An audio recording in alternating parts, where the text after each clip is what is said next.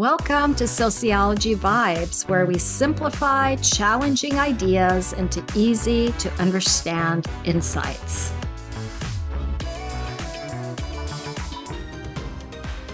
Today, our focus is on the explanation of the functionalism theory on social stratification. Social stratification is a way for sociologists to understand social inequality in society. It refers to the ranking of people in society based on things like wealth, education, and power. It creates a structure or a system where some people have more opportunities than others. Functionalist sociologists believe inequality serves a purpose or a function in society that contributes to society's equilibrium and stability. Functionalist sociologists view society as a human body, made up of different parts, with each part having a specific function to maintain social order.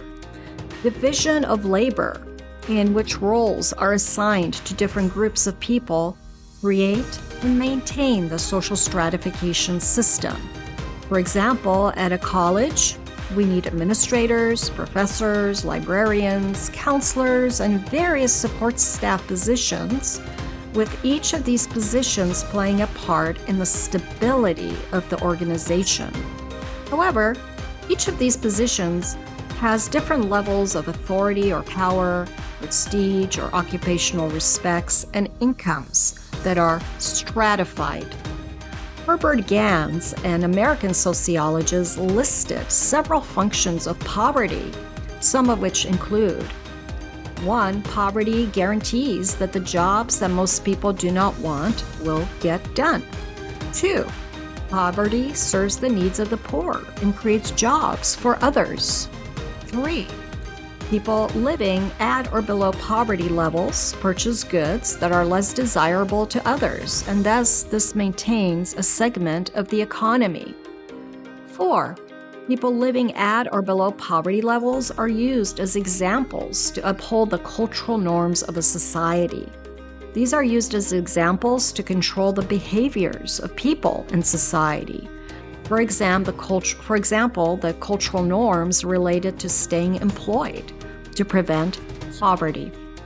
The functionalism theory argues that social stratification is necessary and beneficial for society because it helps ensure that important roles are filled by the most qualified people. And this idea was developed by Kingsley Davis and Wilbert Moore, and they referred to this as the Davis-Moore thesis. And these sociologists argued that, 1, society needs different jobs to be done, and some jobs are more important than others. 2, not everyone has the same skills or motivation to do high-level jobs. And 3, to attract the most capable and qualified people, society must award rewards, like high salaries, or prestige, or power. So for example, a doctor spends years in medical school and has a lot of responsibility, so they are rewarded with high income and high status. A fast food worker does not need as much training, so their pay and status are lower. From a functionalist perspective, this system motivates people to work hard and take on difficult jobs. If doctors and engineers weren't paid well, why would anyone spend years studying to become one? Similarly, functionalist sociologists also view gender inequality as serving function in the home. Males are culturally assigned instrumental or goal-related goals outside of the home as breadwinners, while females are culturally assigned expressive goals inside the home as caregivers. So while this functionalist view explains why social stratification exists, it does have many critics. For example, teachers and paramedics are essential, but they are often underpaid compared to celebrities or athletes. The nuclear family today is no longer the majority of households in the United States. And even among nuclear families, roles do not necessarily follow these very rigid gender roles, as in previous households many decades ago. Functionalists assume that hard work rewards everyone equally.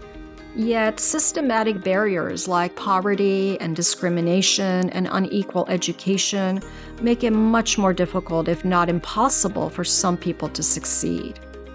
Functionalists assume that high salaries equal valuable social positions. Yet many low-paying positions are also critical. For example, childcare workers and farmers.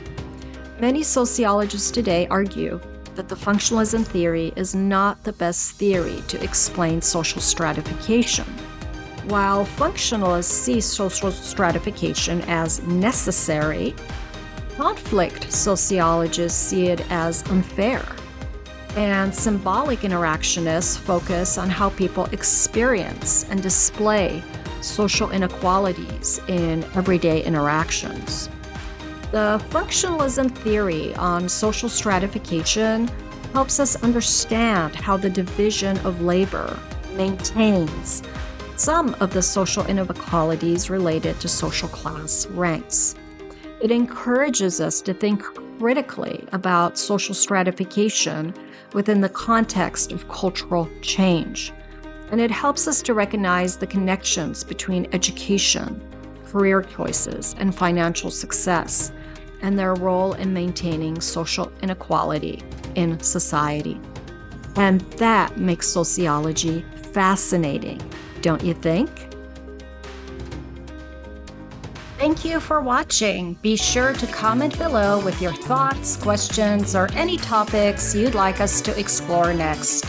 Let's keep the conversation going and our community growing. See you in the next Sociology Vibes video.